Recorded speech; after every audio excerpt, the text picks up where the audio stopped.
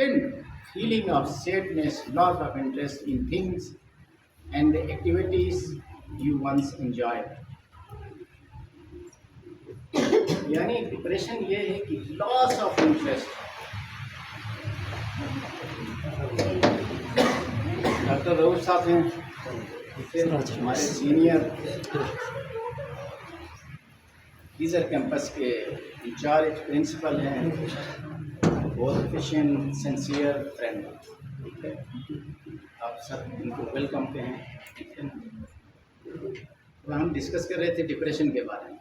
ठीक है, depression common है, इसीलिए इसको मैंने सेलेक्ट किया है। अभी मैं रिक्वेस्ट स्टूडेंट्स को भी, मैं टीचर्स के लिए भी पार्टिसिपेट सब करें कंटिन्यूस मेडिकल एजुकेशन के टॉपिक्स में। हर एक इंटरेस्ट ले लें ताकि एक सिस्टम कंटिन्यू चलता रहेगा। तो depression is a mood disorder that causes persistent feeling of sadness, गमगीन होना, loss of interest in things, मुख्तलिफ काम में, कामकाज में, अपनी मुख्तलिफ चीज़ों में कोई दिलचस्पी नहीं लेना, एंड एक्टिविटीज़ जो पहले आप एंजॉय करते हैं अभी एंजॉय नहीं करते। ठीक है, यानी also cause a difficulty in thinking, memory, eating and sleeping. ठीक है, depression different that person practically day to day daily. Define ये है कि लॉस ऑफ इंटरेस्ट। आगे किस तरह डायग्नोज करेंगे, सिम्टम्स क्या क्या आएंगे। डिप्रेशन की डिफरेंट टाइप्स हैं, डिफरेंट टाइप्स ऑफ डिप्रेशन। इसमें आपको क्लिनिकल डिप्रेशन और मेजर डिप्रेशन डिसऑर्डर्स, एक है major depressive disorders, clinical depression different. अब उस डिप्रेशन में विदाउट ट्रीटमेंट, आगे पढ़ डिस्कस कर लेंगे, विदाउट ट्रीटमेंट डिप्रेस है एक पेशेंट, हम में से, आप में से। तो कल ही हम रास्ते में जा रहे थे, गपशप कर रहे थे, एक सबक के लिए बता रहा हूँ, एक डॉक्टर साहब जिसने इन्फॉर्म किया, डॉक्टर का नाम इसलिए नहीं बताते हैं कि सिर्फ आपको समझाने के लिए, सबक के लिए।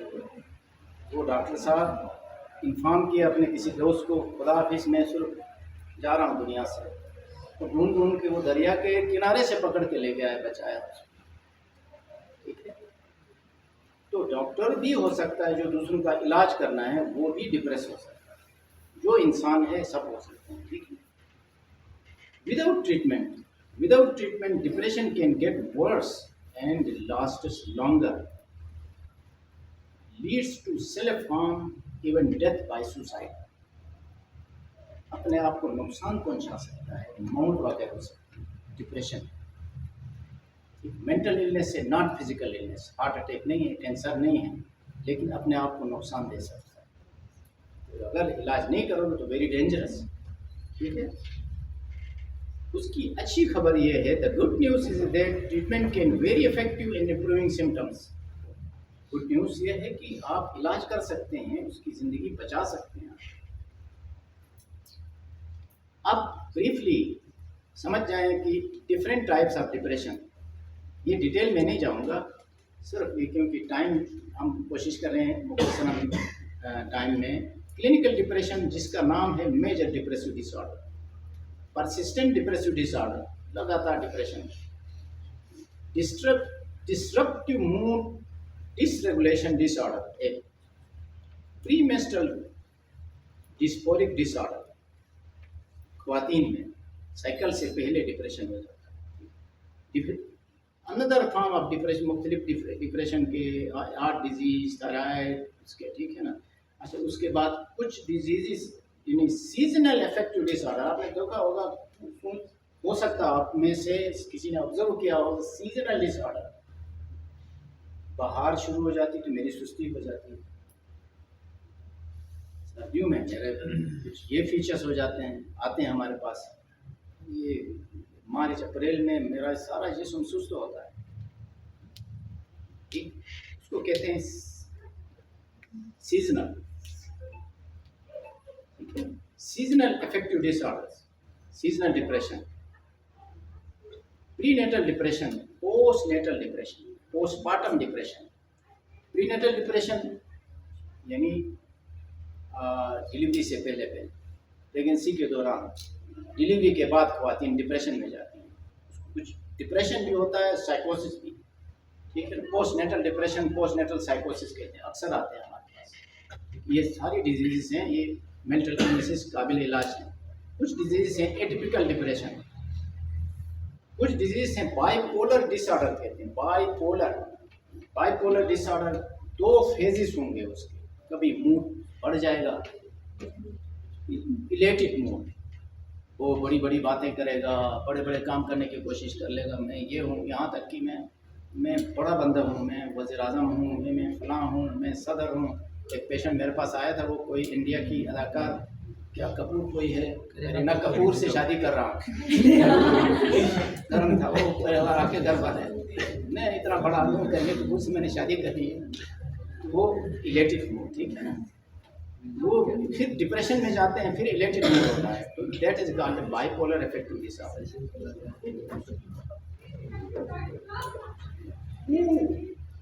डस डिप्रेशन इफेक्ट, कुछ डिजीज होती हैं, उन डिजीज की वजह से भी पेशेंट डिप्रेशन में जाता है। कुछ बीमारियाँ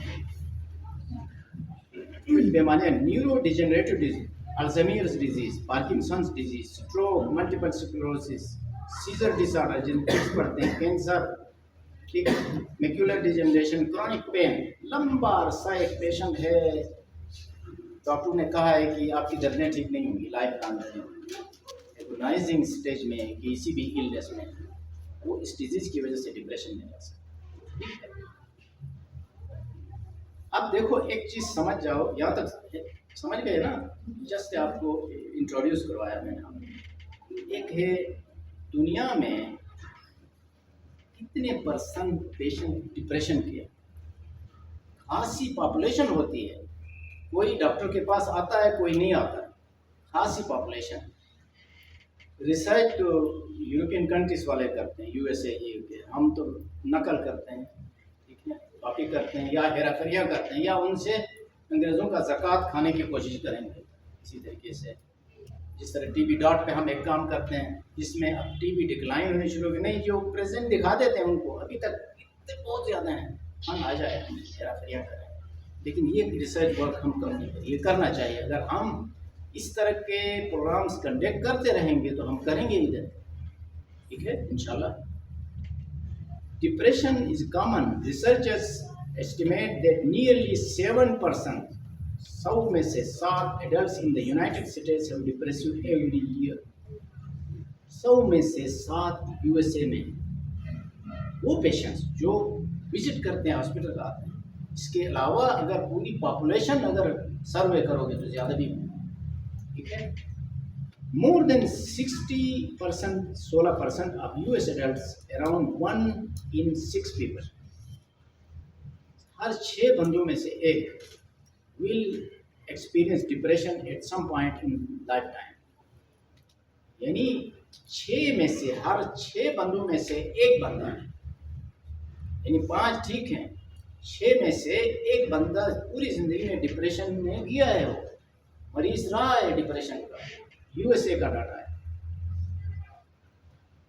ठीक।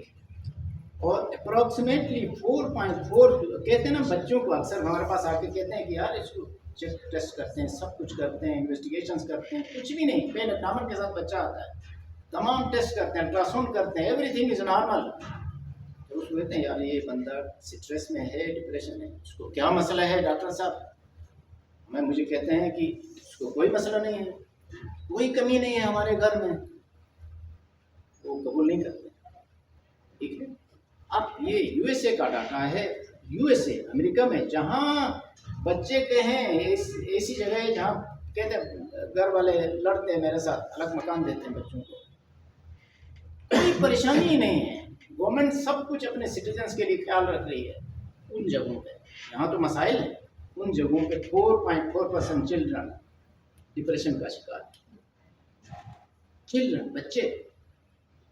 और चिल्ड्रन का ने फिर डायग्नोस करना वेरी डिफिकल्ट, बड़े आके बता देते हैं मुझे ये आगे सिम्टम डिस्कस करेंगे, लेकिन बच्चों के लिए वेरी डिफिकल्ट टू डायग्नोस। काफ़ी सारे टेस्ट करने के बाद हमारा ख्याल आता है कि यार ये तो सब कुछ तो ठीक है, HP everything is normal, blood CBC LFT सब कुछ नॉर्मल है, ठीक है, कोई इसका मतलब ये डिप्रेशन। अगर एसेस कर लोगे वो पता चलता है कि डिप्रेशन के किस तरह साइन सिम्टम्स आएंगे। अब डिप्रेशन के लिए रिमेंबर कोई टेस्ट करने की ज़रूरत नहीं है। आपकी हिस्ट्री टेकिंग क्लिनिकल जजमेंट चाहिए, आपका नॉलेज चाहिए। ये नहीं है कि ये डिप्रेशन के ब्लड टेस्ट करा लो, ब्लड टेस्ट, नो नीड। आपके साइन सिम्टम्स है, यू विल डायग्नोज डिप्रेशन। ये इसलिए मैंने टॉपिक लिया है कि ये नेग्लेक्टेड टॉपिक है, ये कॉमन डिजीज है, नेग्लेक्टेड टॉपिक है। ये जस्ट इमेजेस हैं, किस तरह पेशेंट बैठा रहता है, low energy, feeling very hopelessness, ठीक है ना, थॉट्स सेल्फ हार्म, ठीक है, irritability, changing eating behaviour, sleep changes, loss of interest in hobbies and activities, difficult in concentration, making decisions. ये कॉमन चीज़ है, ताकि ये इमेजेस इसलिए अपलोड किया है आप जहन में रखें। Clinical depression chronic condition and usually occurs episodic में आता है, भी ठीक हुआ दोबारा हुआ, यानी लास्ट वीक्स और मंथ्स, हफ्ते से महीने, सालों साल भी पेशेंट डिप्रेशन में रहता है। अब ये what are the symptoms of depression? अब ये symptoms remember very slightly depending on the type and range of mild to severe, variable depression.